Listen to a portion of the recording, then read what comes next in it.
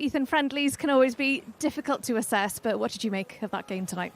Yeah, we'd rather it be a friendly leading up to a World Cup, but we had to put that aside and make sure that we finished off the season strong.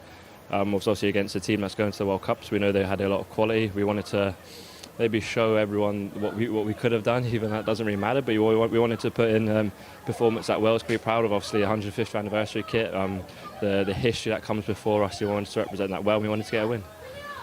What did Craig Bellamy tell you at half-time? Because like you said, all this week you've probably had to put aside the fact that you're not going to be going out to America. So, what did he tell you? Just to keep raising our levels, keep getting better, to keep improving individually and as a collective to take the team on, to get better at the things we need to improve with that. We worked all week and we worked in the last 2 years, and just to be a little bit calm on the ball, be a bit more patient, work our processes, and I think we showed that at times in the game. So obviously disappointed with the goal conceded. Maybe we all could have done a little bit better of that. But at half time we just said to keep building, keep pushing, keep the foot on the gas, and to put a performance that we should be proud of.